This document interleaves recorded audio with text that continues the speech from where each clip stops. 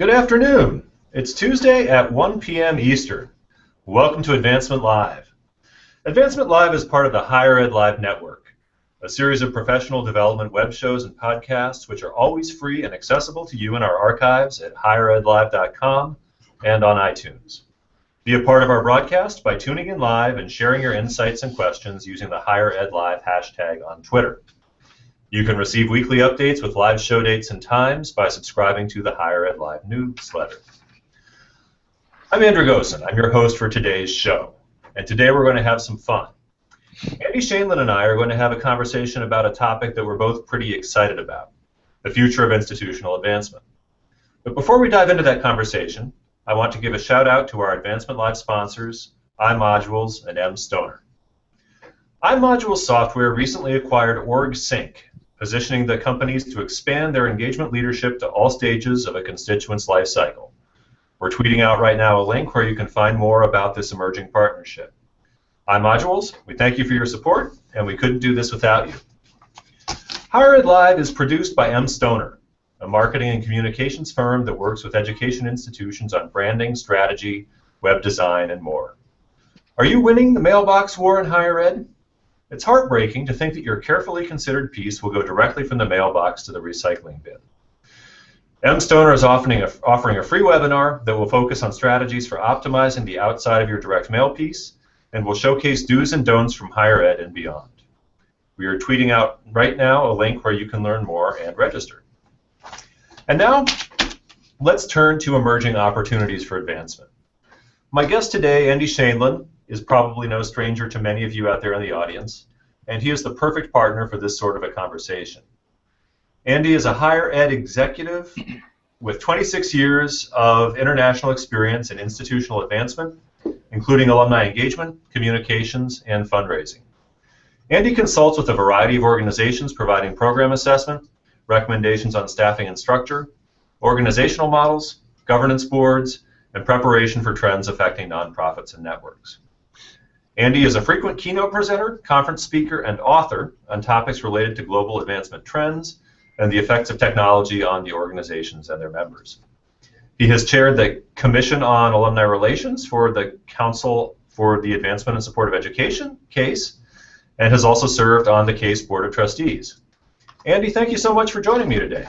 Thank you for inviting me, Andrew. I appreciate it. This is going to be fun. So to start with, 26 years in advancement, that's a remarkable display of stamina and endurance. To start with, could you share some reflections on how things have changed during the span of that 26 years since you first dipped your toe in these waters?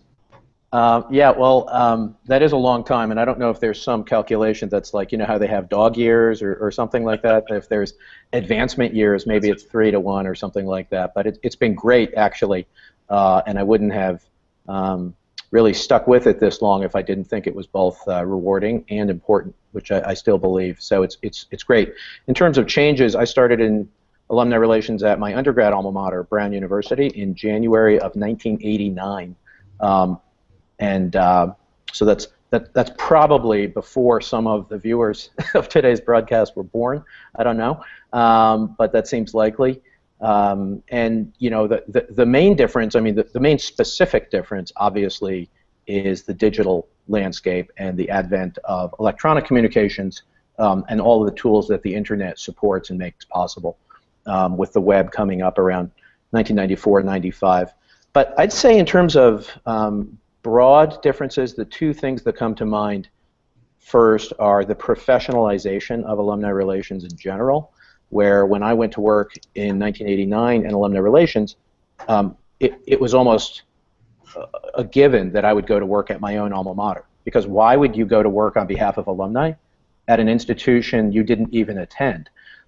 That changed really in the mid-1990s, where alumni relations first became seen as a profession that had its own kind of expertise and competencies that were transferable, and it became understood that you could learn what you needed to know about a new institution as long as the important thing was that you had the grounding in the profession to be successful in your overall approach. So that was one change.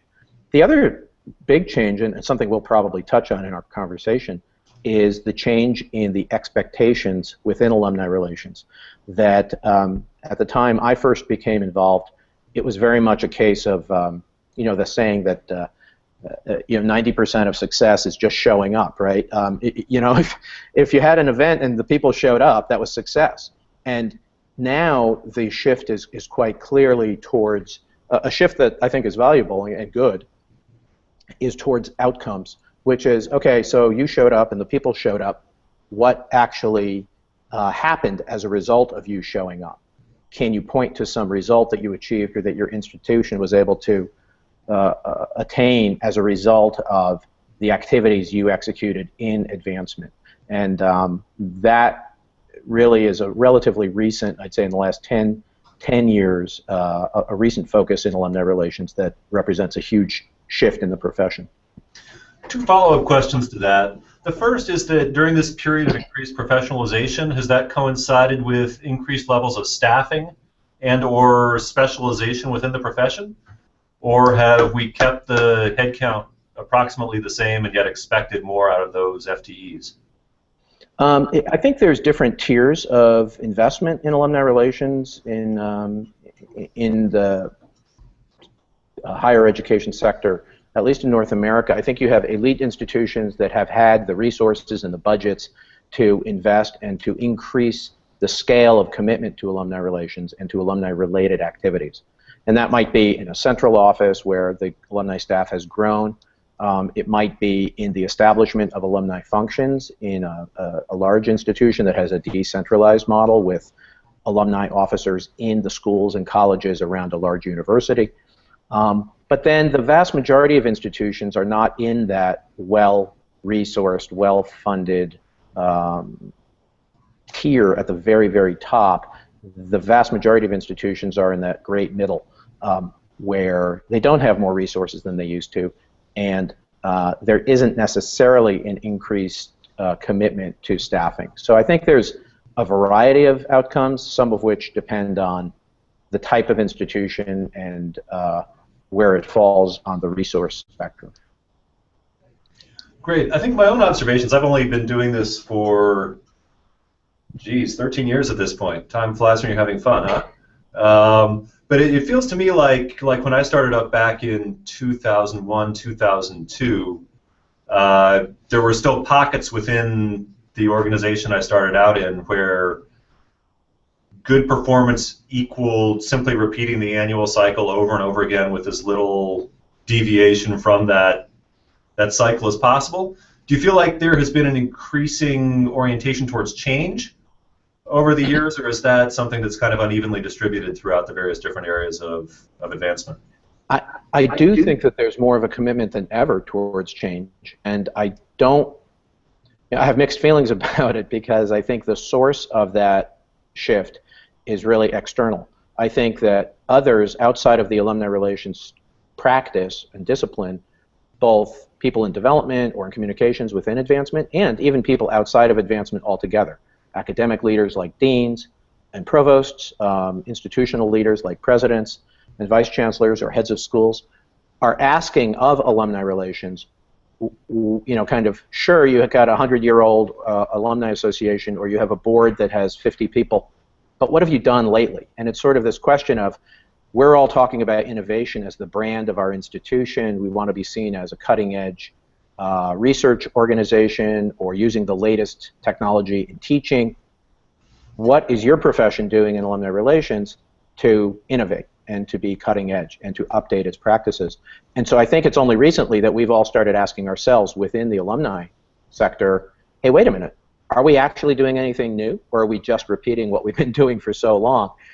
And for a long time, I think repeating what you used to do or what somebody else once did was a formula for success. So I think it's understandable that you could kind of say, well, that institution has 5-year class reunions, so we're going to have 5-year class reunions.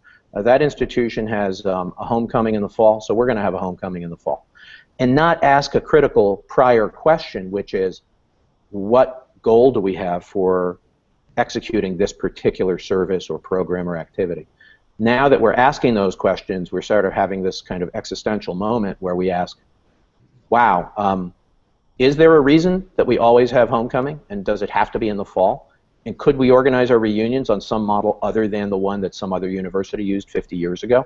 Or is that still relevant? So it's good to be asking those questions.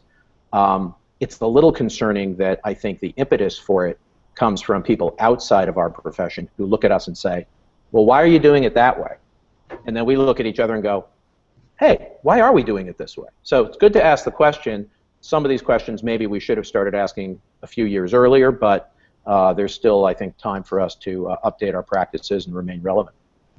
Yeah, I wonder if there may not be a sort of double-edged nature to the role that nostalgia has always played for us, and that nostalgia always features very prominently in our communications and a lot of our programming, so on and so forth. But if most of our content is backward-looking, that doesn't leave a lot of headspace for the forward-looking piece of things. And clearly it has been effective, but at the same time the cost of that effectiveness may be what you just cited, that we haven't been paying enough attention to what the forward path is. Yeah, that's a really interesting point. And I do, I remember very specifically my first alumni relations job. I worked at Brown, where I went undergrad, and there was a quote that the university president used, and we put it into a campaign video, so I saw it like 1,000 times, which is why I think it's embedded in my memory. But he quoted an alumnus from the 19th century, Charles Evans Hughes, who said, "It is always the old Brown, it is always the new Brown." And the president liked this phrase because it sort of captured that dichotomy you just referred to of there's a lot of tradition, there's a lot of history, there's a lot of nostalgia, and that has value. But there's also some cutting-edge stuff going on. We're still at the forefront of the fields that we choose to pursue. And so it was a way of creating a message that balanced out nostalgia with novelty and tradition with progress. And that's a tricky balance, and I think for alumni relations professionals, my observation is that it's largely generational. Mm-hmm. And that the alumni, say baby boomer alumni, people who graduated from universities up until about the mid-1980s or a little later, want that heavy dose of nostalgia and that memory, and that people who graduated since then actually are more jazzed by hearing what you've done that nobody else has done, what you've done recently that's new. And that cutting edge aspect of it is also really important. But it is a kind of a balancing act, and you're never sure whether you've got the right balance of nostalgia and novelty. So let's shift gears now and move on from the past to the future. What do you see as the main challenges facing advancement in general right now? Well, it's really I think it's an external challenge, external to higher education, which is that we are really faced with competition from organizations that before the advent of a lot of new technologies were not on our screens, that we didn't have to worry about for competing with the attention of our audience. And these are smaller organizations of all kinds, and even individuals in some cases who have a kind of an ever-increasing ability to engage audiences and to compete for attention and to compete for support. And the example, I was reading another article this morning about crowdfunding. The example is really one where it used to be that you had to have a development office to do fundraising at all. You needed fundraising expertise, you needed a professional, you needed a database, you needed direct mail, you needed a phone bank. And now with crowdfunding, really an individual with a fairly robust social network can execute a fundraising campaign on a fairly large scale with no overhead, with no back office, no fundraising expertise, no development staff, no database per se. And that's a new challenge, and I think advancement is facing this much broader array of competition from different kinds of organizations than we've ever faced before. Can't argue with that very much at all. So how do we compete? Do you see that there are any opportunities that are emerging for advancement that counterbalance that challenge? Yeah, I think that the first step is sort of acknowledgement and recognition that that landscape has changed, and I think we are seeing that. Institutional leaders, including those outside of advancement, people, academic deans or presidents, are seeing this changed landscape. And they're part of it because, you know, as a university president goes out in the U.S., it's not unusual for a university president to spend half of their time on fundraising-related activities. They're obviously going to see and hear firsthand from prospects and donors how those people are making decisions about what they choose to support and what causes they are investing in as philanthropists. And so they're aware that there's a shift taking place externally. I think the emerging opportunity for us includes shifting the mindset of our institutional leaders to think not in terms of this very narrow silo of support for alma mater, where their job is to kind of go out and make the case why you need to support our institution, but rather to speak more in terms of alliances with other types of organizations, so that you're not really only competing with other organizations for the support of an individual. You're talking about the way in which your institution combines forces with other organizations like foundations, private companies, government agencies, NGOs, other charities. These are all partners in problem solving that the university has relationships with, and I think there's an opportunity to talk more about those alliances and relationships with other organizations than to simply go in with a shiny brochure about the business school's new building and try to sell that as hard as you can, because that is disconnected from other causes that your donors likely care about. And I think that higher ed is under a lot of criticism and pressure right now in a number of sectors, including employability and careers. A lot of people feel that the purpose of a university education is to somehow get you a good job. The cost of higher education, tuition increasing rapidly, people complaining about that. And then social problems like we see flare periodically in the last couple of weeks, U.S. universities having fraternity members behaving badly and casting the entire institution in a bad light as a result. So in the face of all this kind of negative press, I think there's an opportunity for leaders to talk about the broad partnerships and alliances that the institutions have that actually could generate support for solving problems that affect all of society, not just helping the university itself.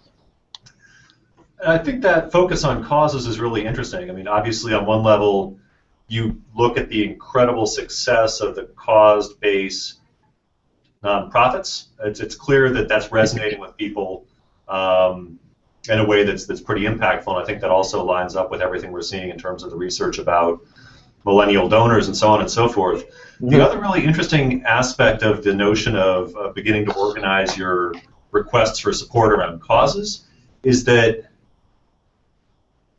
I think causes have a sort of enduring and ongoing appeal that opens up the door for multiple asks over the scope of a given calendar year in a way that doesn't necessarily work with higher ed philanthropy, especially if you're dealing with a conventional annual fund model. And I certainly know that one of the reasons that people I talk to on campus here at Cornell are excited about the emergence of our crowdfunding initiative is that suddenly deans and faculty and individual giving officers can use the crowdfunding as the door into a multiple ask scenario, where they can say, you know, you've been an incredible supporter for the ILR school for years, but I also need you to give to this debate project, right?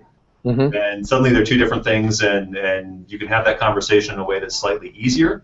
I then also look at a lot of the really good nonprofits out there with email campaigns, and I give to the USO, and it doesn't feel weird to be getting weekly or monthly solicitations from the USO because clearly there's an ongoing need there.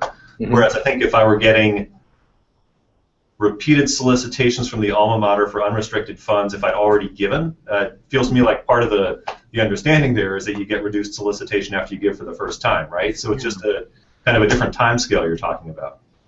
It is. I agree with everything you said. One of the interesting questions, I think, is the extent to which what you just described is a result of us as fundraisers training our prospects and donors to expect the one ask per year.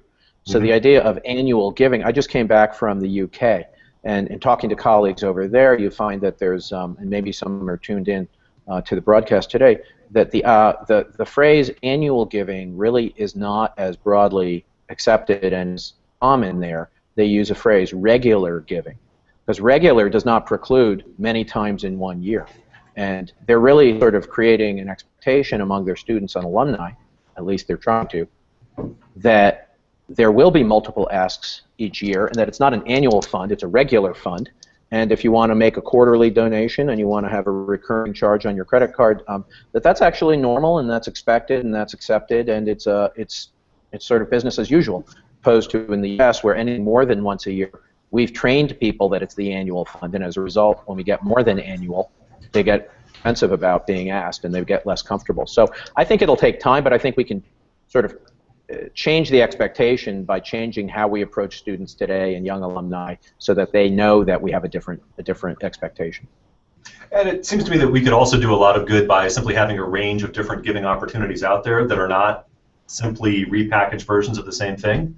So sure, you can have your traditional annual fund plus crowdfunding, and then Cornell just came out of a giving day last week, and I feel like that's an entirely different beast that gives you the opportunity to be this part of this one 24-hour extravaganza of focused content and group activity, and there's really no reason in the world why that should be mutually exclusive with paying your class dues or your annual fund gift or giving to a crowdfunding project. It's just something different, but we have to diversify our portfolio. But I also think we know a lot about it, and the donors don't know or care as much about it and don't think about it every day like we do. So one of my questions is, and by the way, congratulations to you and the Cornell team on the very successful Giving Day last Wednesday, I think it was, right? But what I'm wondering is whether the Giving Day phenomenon is also another form of training of our prospects and donors, where they expect that it's going to be one big day a year, and that's when they give, and that the rest of the year they're immune or they're allowed to just shrug off or ignore any solicitation. So we have to think very carefully about the expectation we're creating by emphasizing so visibly and so aggressively on social media and via email and with our printed materials and our websites that day of giving, because there's a risk there, I think, and I haven't. Maybe it's not a big risk, I don't know, but I haven't heard it discussed yet, and I'd be interested to see how that evolves over time. No, I think you're absolutely right. Certainly when we went into our planning process, our colleagues at Columbia were incredibly supportive in helping us wrap our heads around tackling an initiative like this. And it sounds like they're still pretty happy with what they're seeing in terms of getting new donors through the door and then seeing recurring gifts from them. But I think you're right that we can't just assume that we figured something out and we're going to now sort of institutionalize it for the foreseeable future. We've got to keep asking those questions. Yeah, and I think it's early enough in the life of the Giving Day phenomenon that it's way too early to draw conclusions about the long-term effect on donor behavior or on the expectations of average gift size, gift frequency, donor retention, all those things we're concerned about that could be influenced by this sort of trend. We'll sort of see what happens. So speaking of things that don't work, let's talk about legacy programs. I was over in the UK, actually it wasn't the UK, I was over in Germany back in 2009 on an administrative Fulbright, and we traveled around and visited a number of schools that had just started up their first ever alumni relations and fundraising programs. Mm-hmm. And one of the things that really struck me about that experience, especially at the University of Siegen, was the extent to which it can be an advantage not to have any legacy programs or infrastructure that you need to maintain if you're trying to change. Yeah. What are the sorts of legacy programs that you think we're dealing with here in North America that we ought to ask ourselves some hard questions about whether or not we need to really keep these running? Well, it's interesting that you mentioned Germany. There are a lot of places where alumni relations is literally just being born. Communities or cultures or educational systems where there's no history of alumni relationships as an expectation. And about 2 weeks ago, I had the opportunity to do a consultation with a very, very large university in Russia that is establishing its first alumni engagement effort. They have 300,000 alumni and no history and no structure in place at all for alumni outreach. And they're investing in it. So it's great to have the opportunity to say to somebody like, okay, you have a blank slate, you have 300,000 alumni, what would you do? Now, of course, they only have 5,000 email addresses, and that's the entire extent of their ability to contact their audience, so they have a fundamental challenge. But they can design any structure they want. To answer your question, I think we have, when deciding if there are things that we shouldn't do anymore, programs that we should sunset, there's a generational divide, and I mentioned this earlier. I really think that there's a lot of talk about millennials and Gen Y and their expectations. To me, there's a fundamental divide between the baby boomers and Gen X. So if you graduated from college in the mid-1980s, and by the way, I'm 50, so I think I'm the youngest baby boomer. I graduated '86. I think that graduates up until the mid-'80s are very loyal simply on the basis of the feeling that that's what you ought to be. You're supposed to support your alma mater because it's the right thing to do. And I saw this when I worked in membership-based alumni associations at Michigan and later at Caltech, that if you asked an older alum, would you join the association, they would say, yeah, sure, and they would join. If you asked somebody who graduated after the mid-'80s, that is a Gen X or younger person, they would say, well, I might join. What do I get? How much does it cost? And it's more of a value proposition. So if you're deciding what not to do anymore, it's almost like you have to, for the time being, run two alumni engagement strategies side by side with each other. One for baby boomers who expect the class reunion, they expect social events, they expect a traditional role for alma mater, and so on. And then one for people who graduated starting in the late '80s or afterwards, who think of alma mater as one of many networks they belong to that has to sort of compete for relevance in their daily lives. The boomers make up a smaller cohort overall, but programming for them is very important because they have a disproportionate amount of wealth compared to more recent alumni and more disposable income. So for fundraising, they're really key.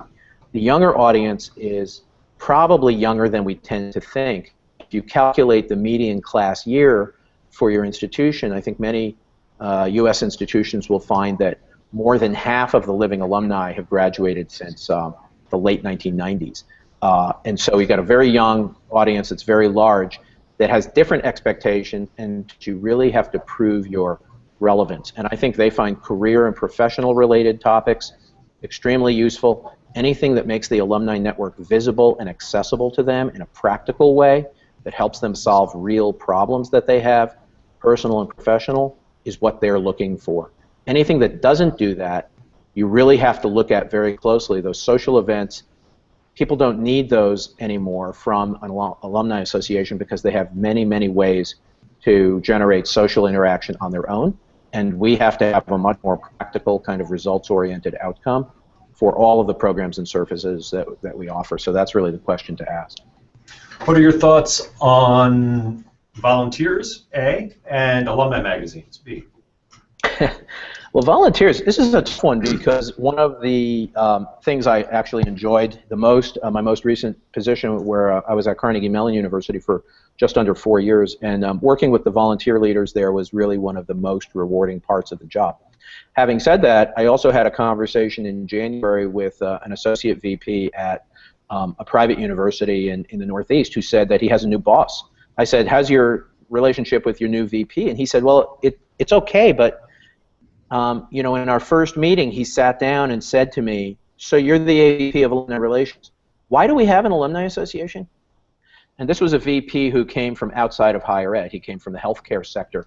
And he was just asking an honest question, which is he looked at the org chart, he looked at the website, he looked at the budget, he looked at the event calendar, and it wasn't clear to him what the function was that was critical to the success of the institution that was being performed by, for example, the alumni board, or clubs and chapters, or reunion classes. And it's an honest question that we actually have to take a hard look at. So while I personally find volunteer interactions to be among the most rewarding, I don't know that the volunteers are critical in the same way they were critical at a time before technology made so many things doable by so many individuals.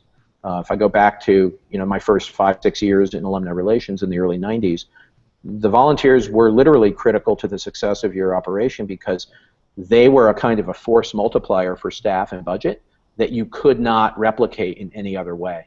Today, certain technical tools, certain digital tools serve the function of being a force multiplier and allow us to do things with less effort, and the volunteer's role is not always as clear when it comes time for the staff to think up a description for a committee of the alumni board or an advisory group for a particular academic unit or something like that.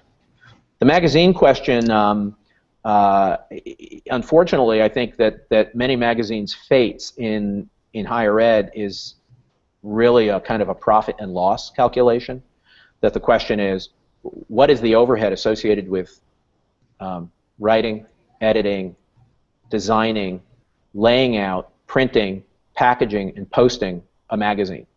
It's very expensive in relative terms, and it's very hard to find out what the specific outcomes of that communication is. We know that people generally still really like getting the magazine, and again, I think that's a fact that is due to the way we've trained people to expect to get the magazine, and they like the fact that it's consistent and it's regular, and they can act passively. They can engage with it without feeling like they're being asked for a donation or forced to go to an event. It's on their terms.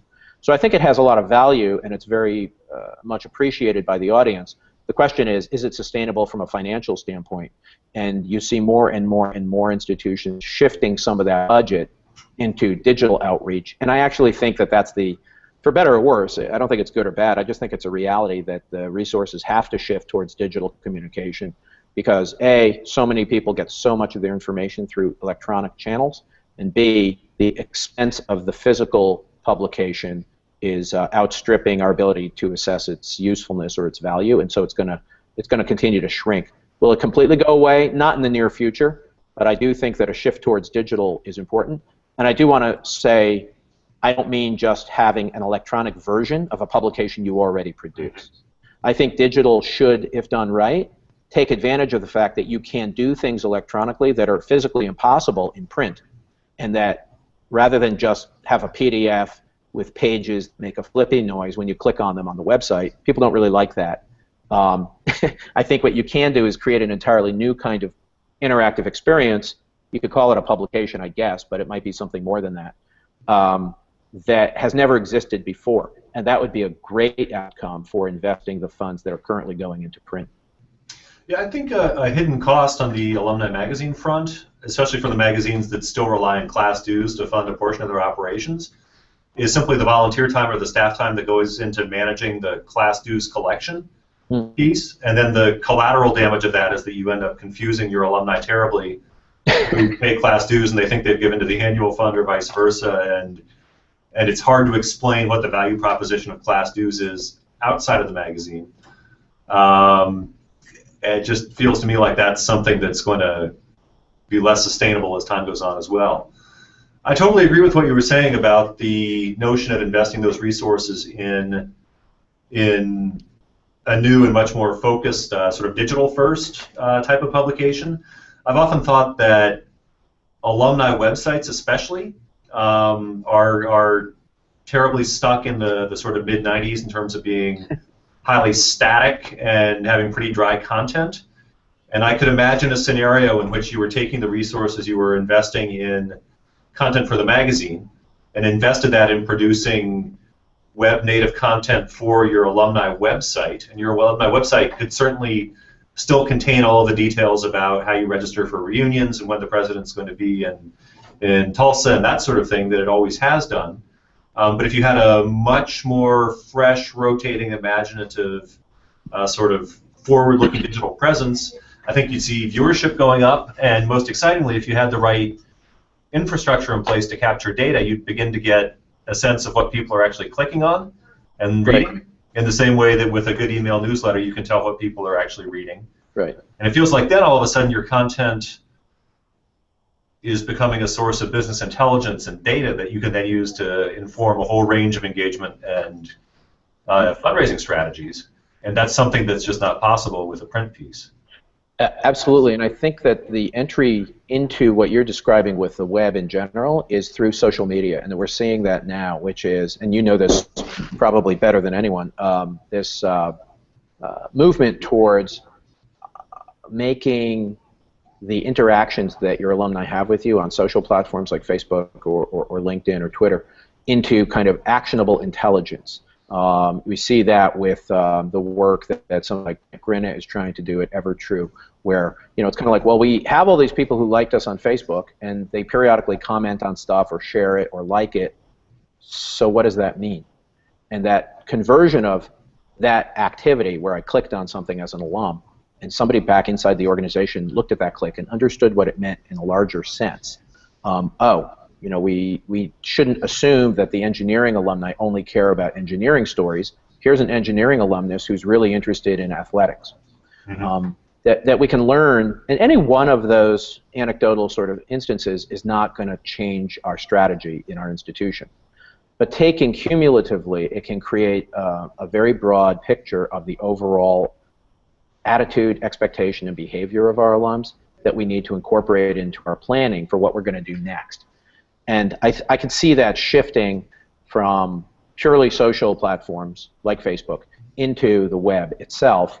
The issue is, and you said something right at the beginning of your last comment that I think is worth highlighting, which is, can you actually use alumni themselves and their achievements and activities as the source of the content that would be put out there. So instead of a lot of writers and editors who do a very good job but are within the institution selecting, pushing out these stories, you actually have people in your audience sharing their own stories and then having the audience itself, through its clicking behavior, essentially show what they care about. This is relevant to me. I really want to know more about what that person did with their life or with their career or with their family. And inside the institution, that requires us to sit back and actually observe and actually listen and actually learn from the way the community itself behaves when it's left alone to its own devices. We haven't really done that very effectively yet. We're getting better at it, but I think there's still a huge opportunity there to use the digital interactions as a listening post to learn what matters to our alums and then think critically about our own strategy and tactics to reflect they really care about and what they really need. Not just, as you pointed out, not just tell people what the institution needs. Oh, we're having a campaign, here are the priorities. Actually stop and say, we're having a campaign, but what are your priorities? Mm-hmm. And then look for ways to connect those back things at the institution. And by definition, if we're taking the listening mandate seriously, we may hear things we don't want to hear. I think, yeah, and I think that that's an outcome of us deciding what we want to hear. We have to actually be completely, open to suggestions by our alumni that there are things that matter to them that may not be, that may not correspond to some priority within our institution, and we have to be willing to kind of help those people find a cause that's worthy of their support based on their interests, even if it's a cause outside of our own institution. Our sort of intellectual honesty depends on that. Nimble nonprofits you were talking about will come along and vacuum them up.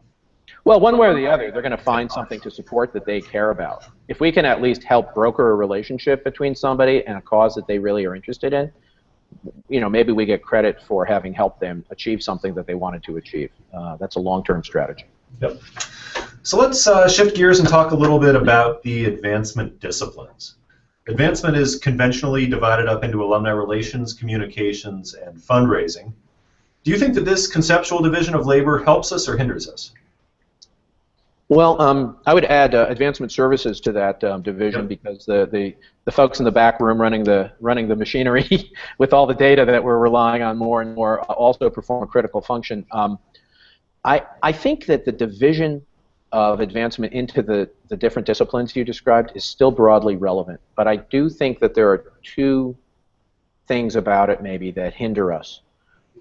First is a kind of a slavish adherence to the internal separation of all of those disciplines. For all the talk, and it's been going on for the better part of 20 years now from my experience, about integrated advancement, there really isn't a lot of functionally integrated behavior in a lot of advancement shops. We still sort of think of development and alumni relations and marketing, if that's part of advancement, as being separate. They touch each other, and we collaborate very nicely, and we've got colleagues and friends across the silo, but we're not integrated in a functional way.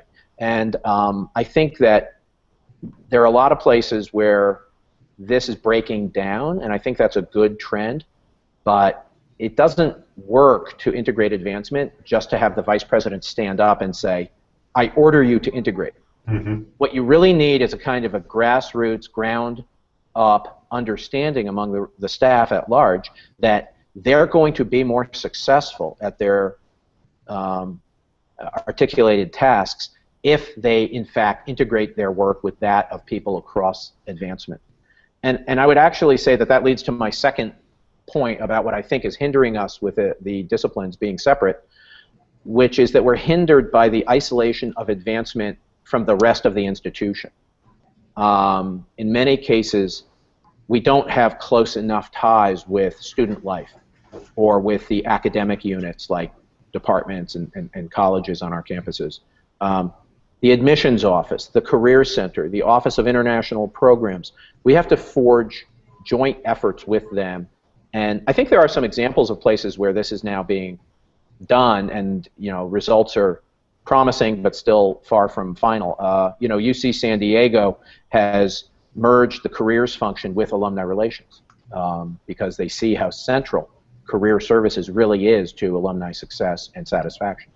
The other day I had a conversation with my former Carnegie Mellon colleague, who is now the head of the Career Center at Stanford University, Farouk Day, and he described how they're trying to take a community approach to connecting alumni with students, to connecting employers with the campus based on interests, not just a kind of a traditional event-based interaction where they have a career fair and there's tables set up, but actually an ongoing discussion with students about what they care about and trying to understand as a community what that might mean for them and their professional success. So it's a new approach. I think we're getting there, but I think the model requires constant reassessment because the landscape is shifting pretty rapidly. Let's get very theoretical here, or maybe not theoretical, but speculative. If you were starting an advancement shop from scratch, how would you organize it? Well, in a way, that's the question I was discussing with my Russian colleagues the other day, because that's kind of what they're doing. Although they're not even thinking about fundraising. They know enough to understand that they're not going to make the first thing they do the creation of a major gifts office. They got to start from the ground up. I think that it's what I was just saying. I think I would make the connections between advancement and other administrative units like student affairs and student life, as well as the connections from advancement to the academic areas, much more intentional and much more visibly structured and integrated. So for example, I would consider a joint staff appointment that bridged the gap that we currently have between advancement and career services, or something to connect academic advising for current undergraduates to alumni relations so that it included not only advice about what courses you should take next year, but about how that selection of courses in that curriculum might affect your decision-making about whether to attend grad school or go into industry or become an entrepreneur. There's a lot of untapped potential there, and I would like to see advancement with a lot more connections to a lot more other parts of our institutions. Well, it's interesting because, I mean, your point about advancement services earlier was well taken. It sounds like a lot of what you're just describing there would require some sort of common data standards and a data infrastructure to be able to actually connect the dots between all the various different pieces. Mm-hmm. Interesting. Yeah, I think your notion of the deeper connections between advancement and the rest of the organization makes all sorts of sense. We're seeing this on a very small-scale level with our crowdfunding initiative, and it's interesting in that gradually at the top of our leadership pyramid, there's increasingly public sort of admission that even if the dollar amounts that we're dealing with are small, the goodwill that we are generating with all of our campus partners by having this tool that we can deploy on behalf of a $10,000 engineering team project that just wants carbon fiber skids to land their glider on. Right. It totally trumps the dollar amounts that are actually at stake here. And you scale that up in terms of numbers, and then you implement across the institution. And it's like you're building the relationships that down the road, who knows where they may pay dividends. But without those soft ties, if we're using sort of social network language, you need to have the soft ties in existence to be able to have something big down the road. Absolutely, and as you know, we launched at Carnegie Mellon. We launched the crowdfunding platform for the university in November, and saw the same thing that you're seeing, which is an understanding that there's more to this than just a $10,000 revenue stream for Project A over the course of 30 days. You're actually creating relationships between, in our case, alumni relations and annual giving, and an academic unit or a student organization or a department. But you're also doing something else which is really valuable, which is that you're establishing a relationship with students while they're students, and that has the opportunity to really influence the relationship that the people involved with those projects have with the university after they graduate. It's going to affect their attitude towards the school and the school's influence and role in their success later in life. I don't think the students know that yet, and they'll find out later. But what is important about this is that I think the student experience is still the key factor in determining how alumni relate to their alma mater later in life. So this question about the relationship between alumni relations and the rest of campus is more important than ever, and the crowdfunding effort is a miniature sort of a snapshot or a model for creating links to academic units, creating links to student organizations, and creating links to individual students that they will later understand as being really meaningful, even though they will never be able to articulate which office was responsible for which part of their project. They'll just know that, my alma mater supported me when I wanted to get those skids for the glider aircraft, and that was really cool, and it wouldn't have been possible unless I had that support from internally. And I think that's really important. So let's tack back to the ROI question that you raised at the beginning of the hour. As you said, this is a question that has been around since at least the mid-90s, and it doesn't seem to be going anywhere. How do you feel that we are doing as a profession with providing senior leadership with the results and the data that they're looking for to understand why we have communications, fundraising, alumni relations shops, and why they ought to continue to invest? Do you think there are any initiatives or models that you're aware of that are particularly effective on this front? Well, I have to be careful how I talk about this because I don't want to come across as being critical of the work being done in any of the shops where all my friends and colleagues like you are working. And I know very, very well how much effort and how much thought and how much real kind of commitment and dedication goes into delivering alumni programs and services. My concern when it comes to return on investment is to make sure that alumni professionals don't. I'm worried that we tend to start with the assumption that there must be some value to alumni relations. All we need to do is kind of come up with the right report to export to a dashboard, and then the president or the vice president or the provost or the dean will be convinced that what alumni relations is doing has real value. I actually encourage everyone thinking about this problem to step back to a prior question and intellectually honestly ask that question: what might the value be of alumni relations in its traditional form? We're hosting events, we're sending out the newsletter, we've got a website, we give volunteers ways to engage with the institution. For better or worse, if the expectation on the part of the senior leadership is that we be able to show the outcomes that we're helping to contribute to, we need to make sure that, in fact, we are contributing to those outcomes. And this is a work in progress. There's a lot of really smart people addressing this question, which is how do we assess the value of the alumni relations effort. But think of yourself, here's a kind of a role-playing experiment you can do in your own office. Sit down with a colleague and have that person play the part of the president. You're stuck in the elevator in the administration building, and the president turns to you and says, well, as long as we're going to be here for a little while, why don't you tell me all the ways in which alumni relations contributes to the success of the institution?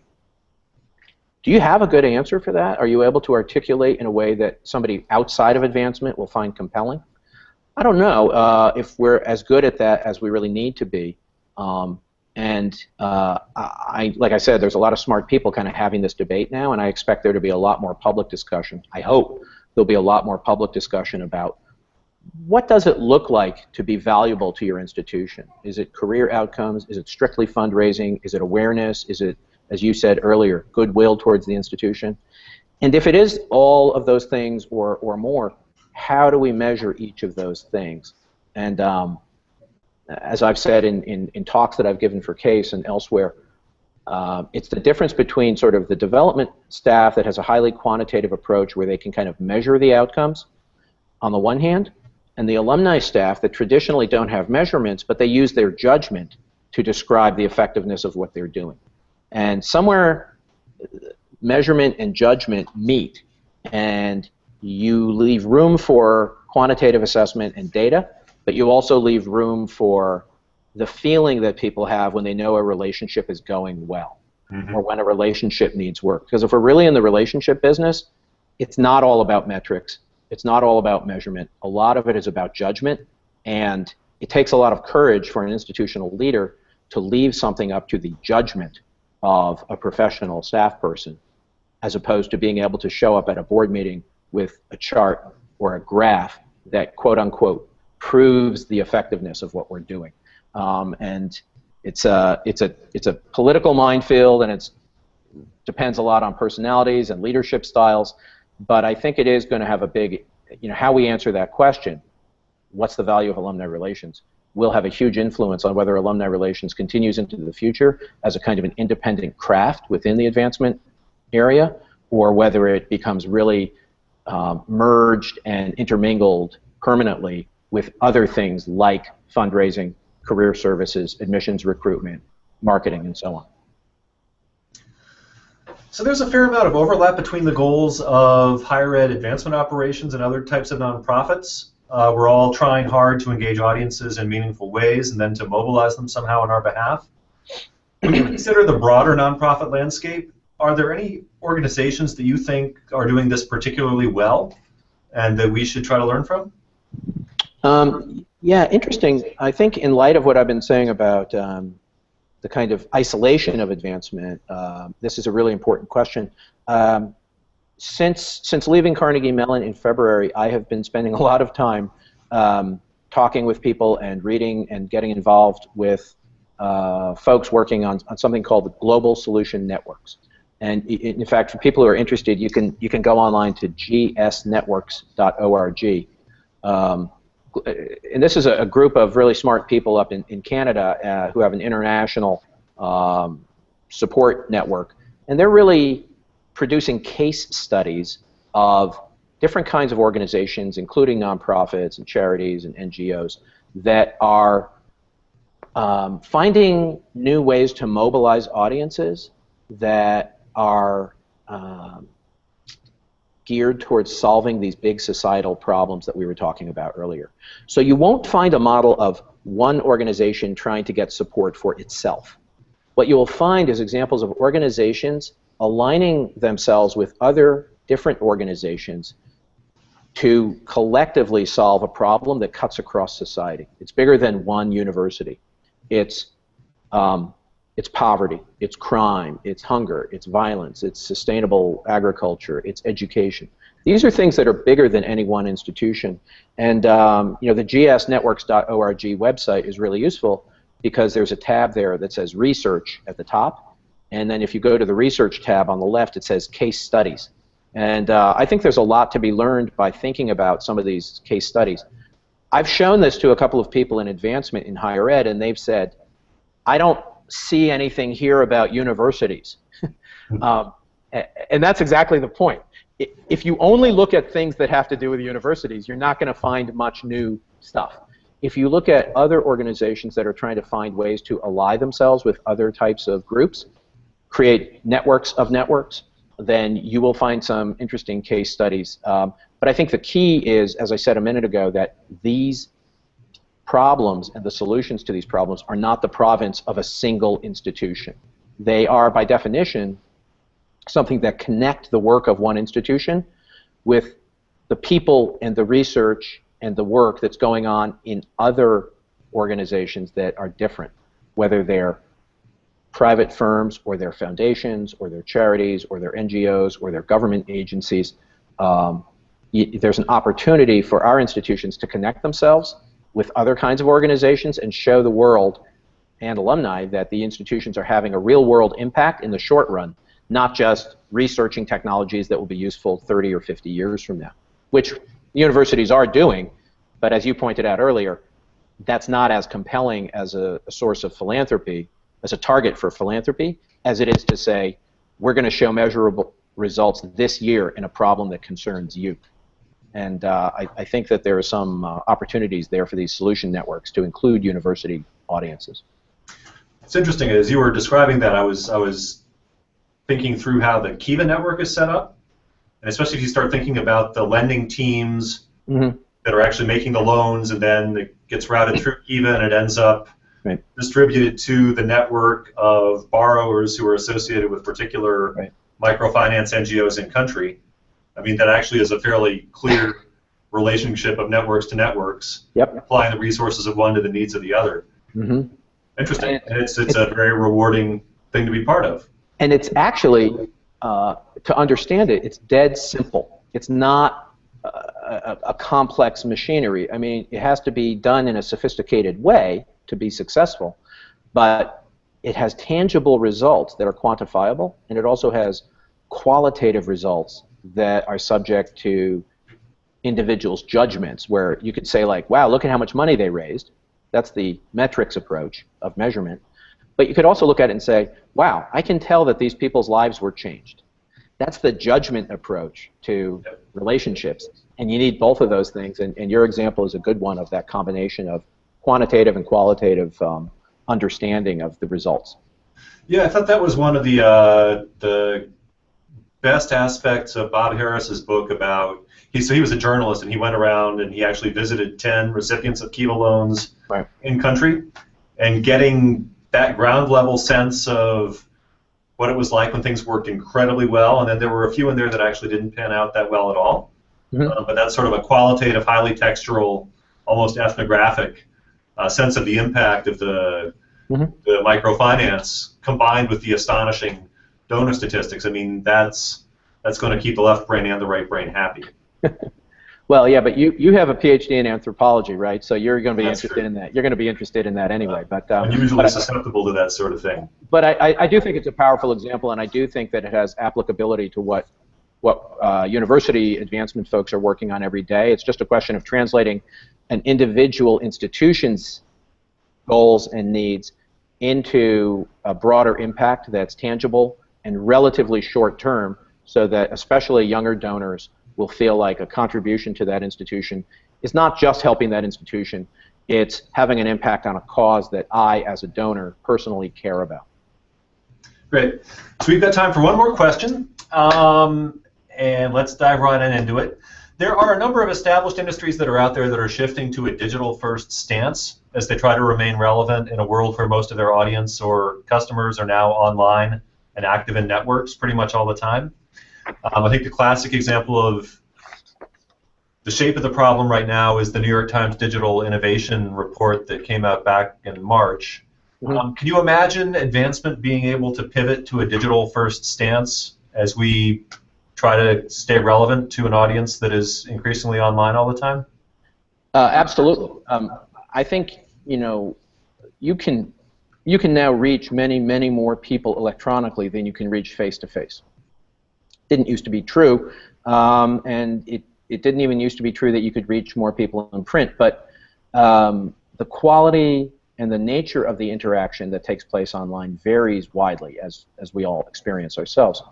But if scale matters, and it does for many institutions, then digital is something that should be elevated to a top priority. You know a lot more about this than I do, so I'm curious to hear your answer. But I also noticed that there are more blog posts, more conference sessions, more news articles about digital outreach and how it's affecting organizational outcomes than ever before. So I think we're already moving in that direction, and it's going to be a balancing act between the digital expectations of reaching a large number of people with sort of small touches versus the need that you traditionally have when you're going towards major and principal gift donors for a lot of personal interaction a face-to-face relationship and in-depth interaction over time that will determine how quickly we move to a digital-first process. That's a long-winded way of saying development is going to determine how quickly that shift takes place. I don't think that's a bad thing. I think it's critical for long-range fundraising success, but I do see it happening eventually. And it may happen unevenly. It may be that this is something that makes more sense for the bottom and the middle of the pyramid initially, and then maybe as today's younger, more digitally inclined folks get up into the age and capacity where they're heavily involved in major principal gifts conversations, it shifts then. And I do think there are certainly anecdotal cases of major gift donors who are older already being interested in having more of an online interaction, more of an online relationship with a prospect manager or a development officer, and that's going to increase, not decrease. And so I think we need to kind of think about how do we staff that. Are we adding new positions that are sort of primarily digital fundraising officers, or are we converting existing positions from face-to-face to digital interaction, or is it a hybrid, or what? And that's a question for some of the leaders in advancement to start addressing now. At least we live in interesting times. There's no shortage of things to think about. We do. Andy, we're at the end of our hour. Thank you so much for joining us today. Really enjoyed the conversation. Me too. And that draws us to the end of our hour. Advancement Live will be back next week with another great show. For now, so long to you and the live audience. Thanks again, Andy, and we will see you next time. All right. Bye. Bye-bye.